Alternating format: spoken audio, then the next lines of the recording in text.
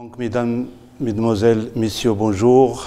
Donc, nous allons reprendre le contenu de l'axe principal 1, donc du chapitre 2, donc de notre module langue et terminologie économique 2.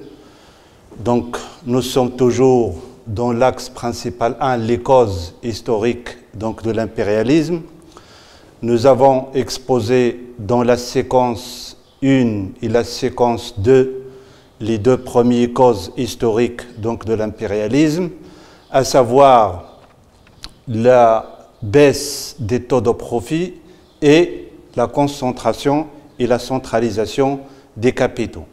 Donc, dans cette séance, il sera question de la présentation du facteur 3, c'est-à-dire les crises de surproduction, comment ces crises de surproduction ont été considérées par les économistes comme un facteur parmi les facteurs principaux ou une cause parmi les causes principales donc de l'impérialisme.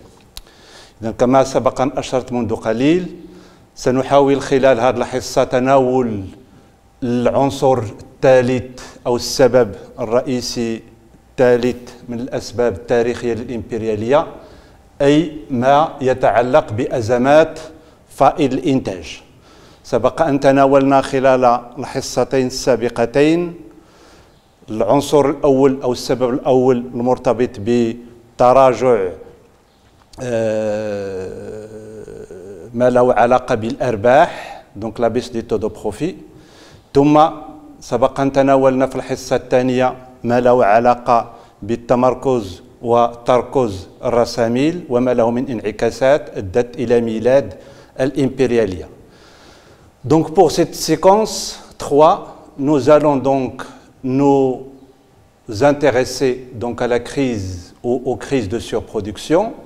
Nous allons présenter 3 facteurs dans cette cause historique de l'impérialisme.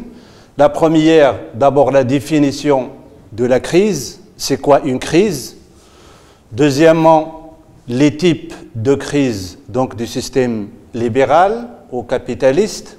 Pourquoi le système libéral? Parce que nous sommes en train de parler de l'impérialisme qui est considéré comme une étape suprême donc, du développement du système capitaliste. Et dans ces types de crises du système capitaliste, nous allons aborder les crises des économies agricoles, les crises des économies mixtes et les crises du capitalisme industriel. Puis, dans le troisième sous-axe, nous allons aborder ou présenter quelques explications de la crise selon des points de vue de certains ou de quelques auteurs très connus à ce propos. فيما يتعلق بمضمون هذه الحصة سنقدم 3 عناصر رئيسية. العنصر الأول تعريف الأزمة، العنصر الثاني أنواع أزمات النظام الرأسمالي. لماذا النظام الرأسمالي؟ لأننا أشرنا بأننا بصدد الحديث عن الإمبريالية كسبب رئيسي وعميق وحقيقي للتخلف. ثم السبب أو العنصر الثالث تفسيرات الأزمة. وفي إطار تقديم أزمات النظام الرأسمالي سنحاول تقديم أزمات الاقتصاديات الفلاحية، أزمات الاقتصاديات المختلطة، ثم أزمة الليبرالية أو الرأسمالية الصناعية. Donc pour commencer, comme je viens de le souligner il y a quelques instants, nous allons tenter de présenter la définition de la crise. Donc normalement, on parle d'une crise quand on a une sous-production, quand on a un manque. Alors que là, on parle d'une crise de surproduction. Donc, mais on va parler d'abord de la définition.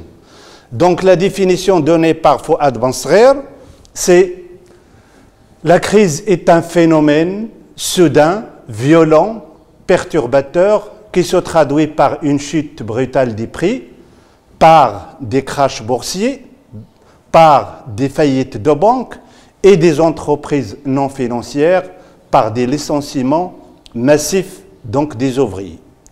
Donc si on prend en considération le contenu donc, de cette définition, on va constater un certain nombre de choses.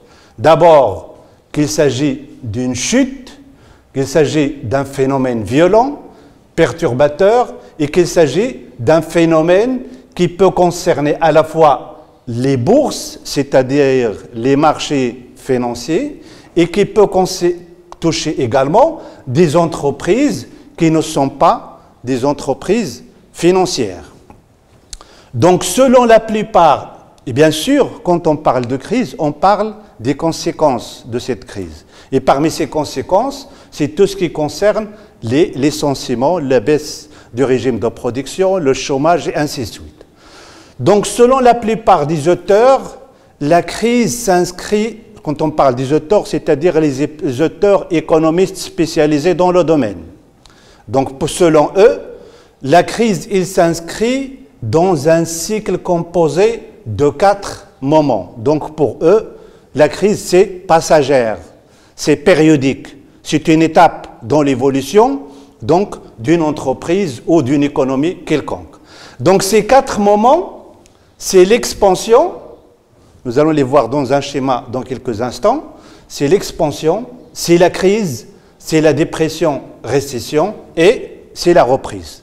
Donc, comme on peut le voir un peu plus tard, on peut le voir d'abord à partir donc de ce schéma, donc dans un cycle économique, on a dans cet axe l'activité économique et on a le temps dans lequel évolue cette activité économique. Donc on constate qu'il y a l'expansion de l'activité économique ou même d'une économie quelconque ou d'un secteur économique quelconque, puis il peut atteindre un plafond à cause d'un événement quelconque, il se retrouve dans une situation de crise.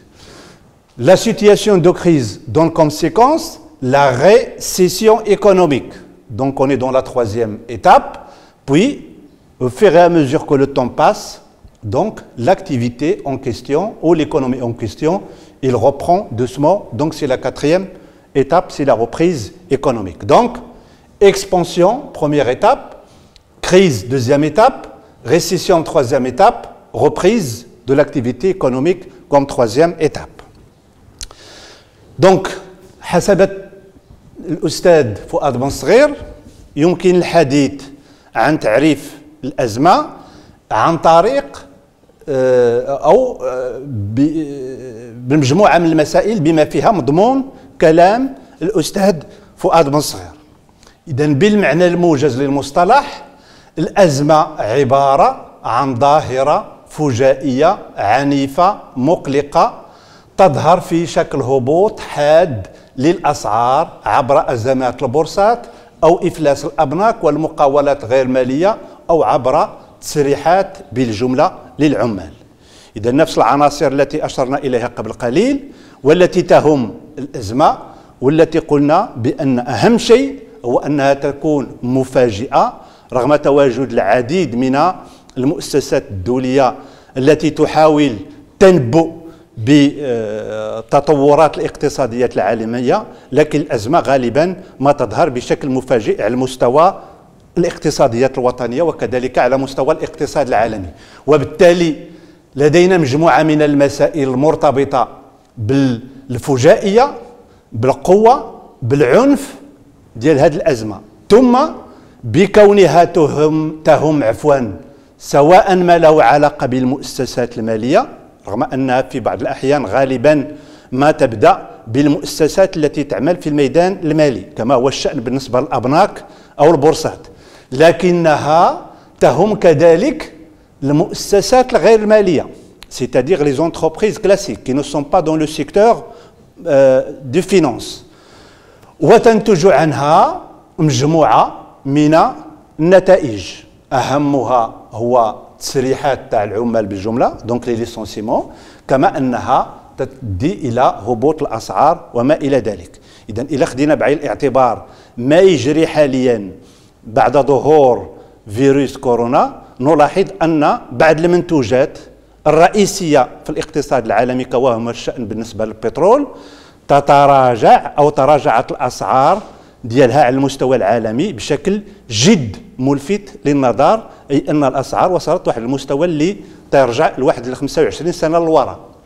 إذن هذا نموذج على أن الأزمة تؤثر على الهبوط الحاد للأسعار، وأعطيت نموذج البترول مع الأزمة الحالية التي هي أزمة ذات طابع صحي لكنها انعكست على المستوى الاقتصاديات الوطنية، أي لها انعكاسات اقتصادية كثيرة. إذن الأزمة حسب العديد من الباحثين في ميدان الاقتصاد ما هي إلا جزء من دورة اقتصادية تتكون من 4 مراحل، هي المراحل التي أشرنا إليها قبل قليل في الرسم البياني بالفرنسية. مرحلة الازدهار l'expansion، مرحلة الأزمة لا كريز، مرحلة الانحطاط récession، مرحلة الازدهار من جديد la reprise donc de l'activité en question. Donc le processus de crise de surproduction qui touche le monde de l'économie remonte à la deuxième moitié du 19e siècle.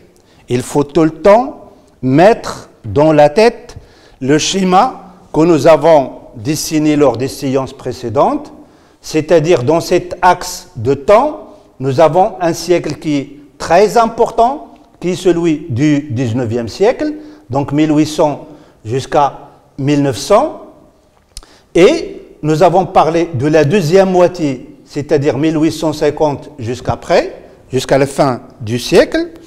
Donc, la crise de surproduction qui touche le monde de l'économie, il remonte à cette deuxième moitié du 19e siècle, c'est-à-dire les années 50 du 19e siècle jusqu'à 1900. Donc, je reprends ce que j'ai dit tout à l'heure. On parle généralement de la crise quand on a une insuffisance de production. On parle d'une crise des denrées alimentaires عندما يكون عندنا مشكل أو خصاص في المواد الغذائية. On parle d'une crise du pétrole أو المحروقات, les crises donc des sources d'énergie, quand on a un manque. Mais là, c'est tout à fait différent.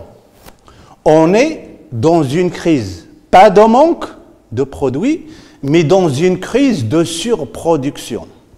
أزمة تاع فائض في الإنتاج. Donc, qui a concerné l'ensemble des pays européens, ou dites les pays capitalistes, durant cette deuxième période du 19e siècle.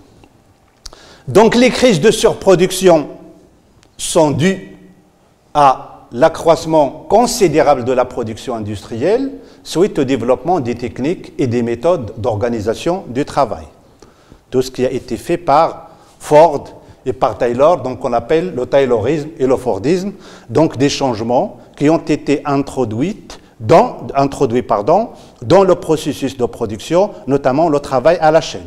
Si on prend ces changements au niveau de l'organisation du travail, et si on les rajoute aux autres facteurs qui concernent les changements techniques liés à la performance donc de l'activité ou à la performance de la production industrielle, liés à la révolution industrielle dont on a parlé, qui a vu le jour en fin du 18e, mais qui a été perfectionnée durant la première moitié du 19e siècle. Mais une fois on atteint la moitié du 19e siècle, donc les unités de production sont performantes, donc ils produisent des quantités énormes de production de tout genre. Donc l'augmentation de la production n'a pas été accompagnée d'un développement conséquent de la consommation. Parce que quand on a un appareil qui est très performant, donc qui produit beaucoup, donc l'utilité de cet appareil, de ces unités de production, va être importante si la production trouve prenant, c'est-à-dire s'il y a des consommateurs. Alors que ce qui s'est passé dans la deuxième moitié du 19e siècle, principalement durant la fin du 19e siècle, c'est qu'il n'y a pas suffisamment de consommation. لماذا لم تكن هناك كميات استهلاك مهمة؟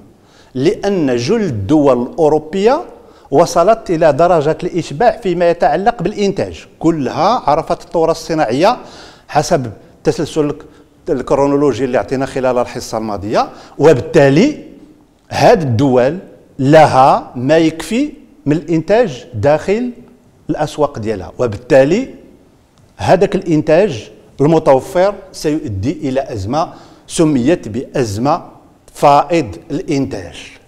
Ce qui s'est traduit par des crises donc de surproduction, ظهور أزمات فائض الإنتاج.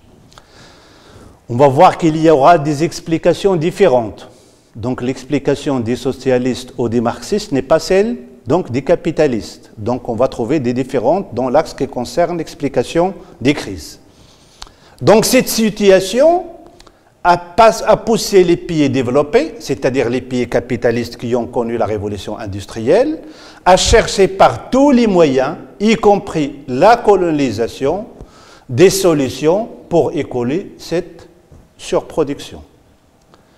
Donc les pays de l'Europe occidentale, les États-Unis, principalement les pays de l'Europe occidentale, face à cette situation, l'accumulation donc de production, donc ces quantités énormes de production, ils ne vont pas rester les bras croisés. Qu'est-ce qu'ils vont faire? Ils vont chercher des solutions, des moyens. Pourquoi?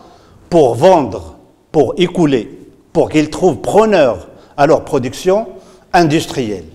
Parmi ces moyens, donc la recherche de marchés de consommation en dehors de l'Europe. Pourquoi on cherche en dehors de l'Europe?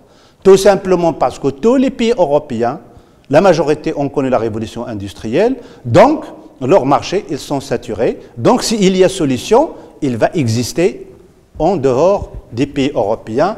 Donc la solution, c'est la colonisation, al-istimar wal-bahth an منافذ خارجية لتصريف المنتوجات المتراكمة في أوروبا. إذا مسلسل أزمات فائض الإنتاج التي يمر منها الاقتصاد تعود إلى النصف الثاني من القرن التاسع عشر كما للاعتبارات التي أشرنا إليها في الحصتين الماضيتين، ولكن كذلك منذ قليل باللغة الفرنسية. إذا تعود إلى النصف الثاني من القرن التاسع عشر. هذه الأزمات ناتجة عن عنصرين رئيسيين. العنصر الأول أو السبب الأول التطور التقني الهائل المرتبط بالثورة الصناعية. جل القطاعات الاقتصادية وخاصة الصناعية عرفت تطور مذهل واستفادت من التقنيات التي أنتجتها الثورة الصناعية، بالإضافة إلى عنصر مرتبط بتنظيم العمل. هذا تنظيم العمل عرف ثورة مع ما قدمه كل من تايلور وفورد في إطار ما يسمى في الاقتصاد بلوفورديزم وتايلوريزم. إذن في هذا العنصر يمكن الحديث عن عنصرين ثانويين، العنصر المرتبط بالثورة التقنية والعنصر الثاني المرتبط بتنظيم العمل l'organisation du travail. العنصر الثاني المسؤول عن هذه الأزمات هو التطور الذي عرفه الإنتاج، حيث فاقت وتيرته بكثير وتيرة الاستهلاك. C'est-à-dire que la cadence de consommation est largement inférieure à la cadence de production. Donc on est dans des situations qui sont différentes. La production évolue très vite, la consommation est au ralenti. C'est normal à ce qu'il y ait une accumulation de production, c'est normal à ce qu'il y ait une surproduction.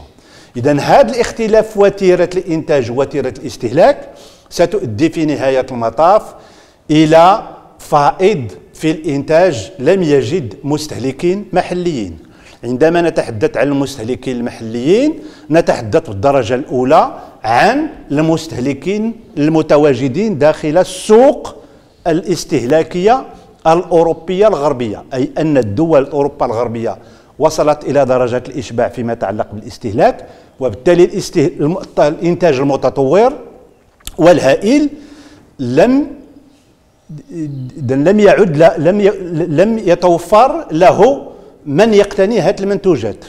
ليست هناك طلبات من مستهلكين داخليين داخل الاتحاد الأوروبي، وبالتالي سيكون الحل هو البحث عن منافذ خارجية. هذا ما دفع البلدان المتقدمة أو الرأسمالية بالبحث أو إلى البحث بجميع الطرق بما في ذلك الاستعمار، البحث عن ماذا؟ عن أسواق خارجية لتصريف هذا الفائض. وستلعب المستعمرات الدور الرئيسي ديال مجموعة من الأدوار الرئيسية سنتحدث عنها بعد قليل، بما فيها دور سوق استهلاكية لتصريف هذا الإنتاج الأوروبي. Donc le deuxième élément de cette science, c'est les types de crises du système capitaliste. Donc on est en train d'exposer les crises de surproduction, on a donné les définitions, maintenant on parle des types de crises du système capitaliste. Donc les crises de surproduction diffèrent de celles qu'a connues le système capitaliste auparavant. C'est-à-dire, qu'est-ce que ça veut dire auparavant? C'est-à-dire que les auteurs disent que les crises qui ont eu lieu durant la deuxième moitié du 19e siècle et principalement à la fin du 19e siècle n'ont rien à voir des crises auparavant, parce qu'il existait aussi auparavant des crises. Mais les crises qui ont eu lieu actuellement, c'est-à-dire à l'époque, c'est-à-dire à la fin du 19e siècle, sont tout à fait différentes. Les spécialistes distinguent généralement trois types de crises. Quand ils parlent des crises dans le système capitaliste, donc les crises des économies agricoles, quand on parle des crises des économies agricoles, c'est-à-dire principalement les crises qui ont eu lieu avant la naissance de la révolution industrielle, c'est-à-dire avant 1750.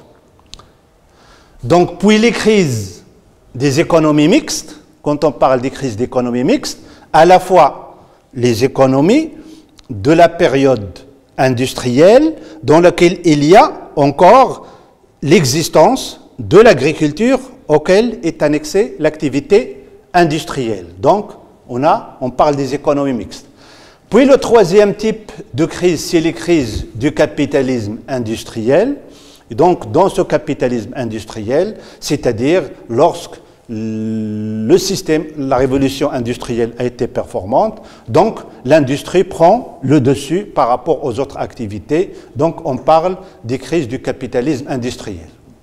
إذن فيما يتعلق نفس العناصر بالعربية عندما نتحدث عن أزمات فائض الإنتاج هنا التي عرفها النظام الرأسمالي في النصف الثاني، في نهاية النصف الثاني ونهاية القرن التاسع عشر، هذه أزمات فائض الإنتاج تختلف عن تلك الأزمات التي عرفها النظام الرأسمالي سابقا. وقد ميز البعض من الباحثين بين ثلاثة أنواع من الأزمات.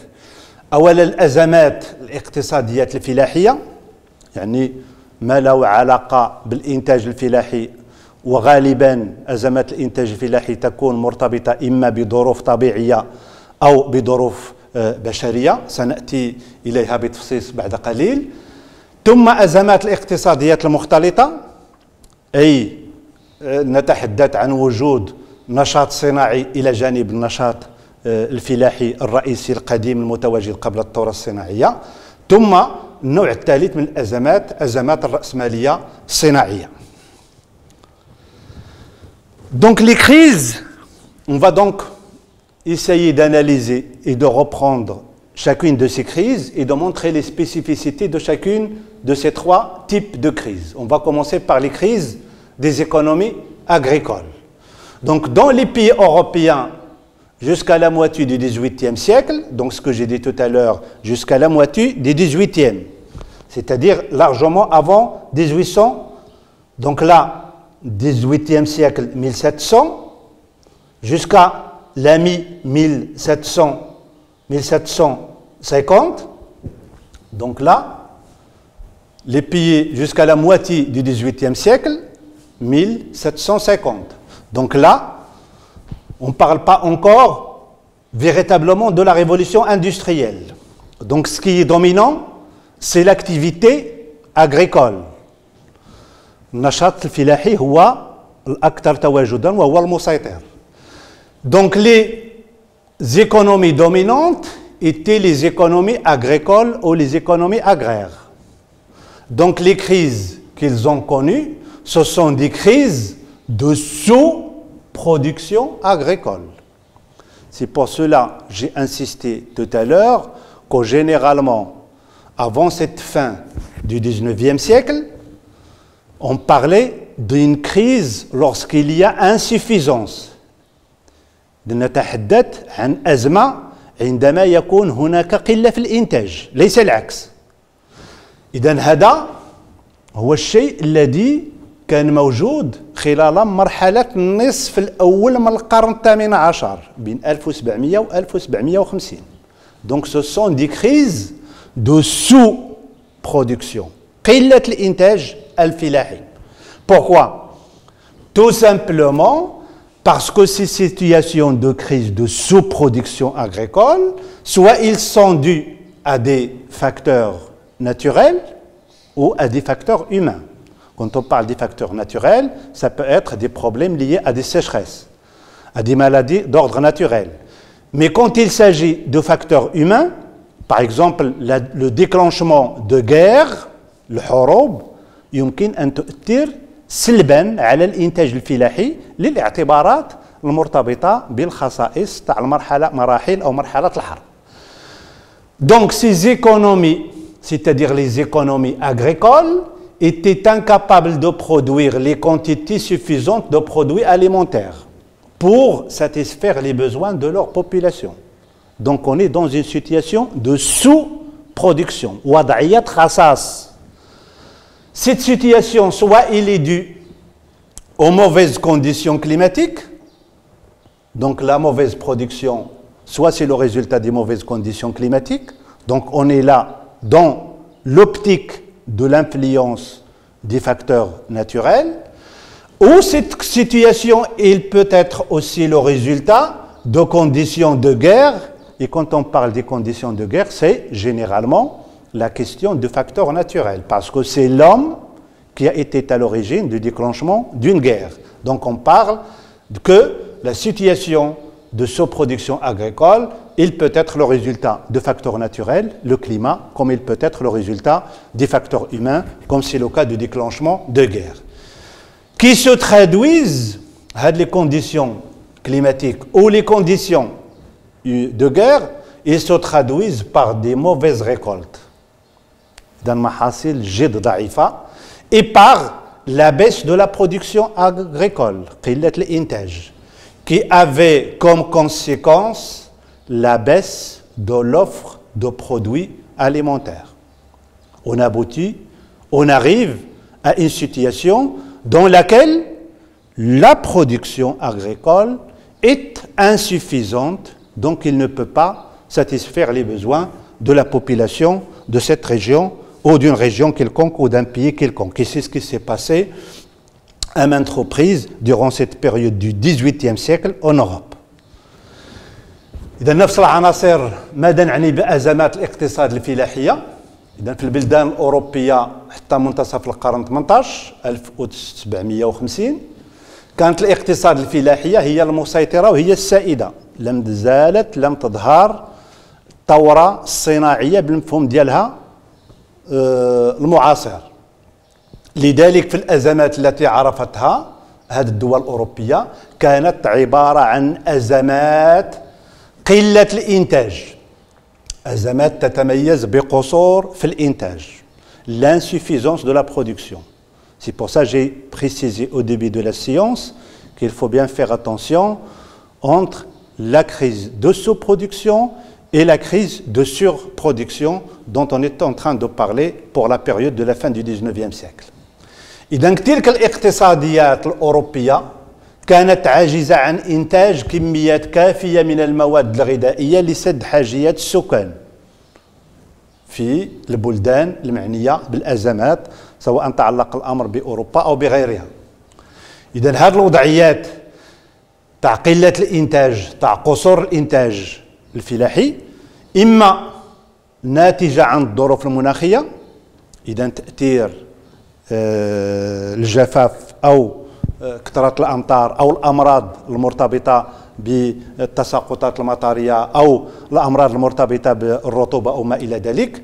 كل هذا يمكن إجماله في الظروف المناخية بمختلف العناصر التي سبق أن رأيناها في نهاية الفصل الأول. نتحدث عن المناخ وعناصر المناخ من تساقطات، من حرارة، من رطوبة ومن رياح. إذن هذه العناصر تجمع كاملة في الظروف المناخية أو في عناصر المناخية. إذن هذا المناخ يمكن أن يؤثر بالسلب أو بالإيجاب، وبالتالي هنا قلة الإنتاج الفلاحي في أوروبا يمكن أن تكون ناتجة عن الظروف المناخية أو أن تكون ناتجة عن الحروب، وبالتالي نتحدث عن دور العوامل الطبيعية أو العوامل البشرية في قلة الإنتاج الذي سيصبح ضعيف باعتبار أن هذه الوضعية تعطي ضعف المحاصيل وقلة الإنتاج الفلاحي، وبالتالي تنعكس سلبا على عرض المواد الغذائية. L'offre des produits alimentaires devient insuffisante. Donc cette offre, puisqu'elle est insuffisante, donc on est dans une situation de sous-production et non pas de surproduction. Donc il faut bien se rappeler que dans les crises des économies agricoles, on parle de crise de sous-production et pas de surproduction durant cette période.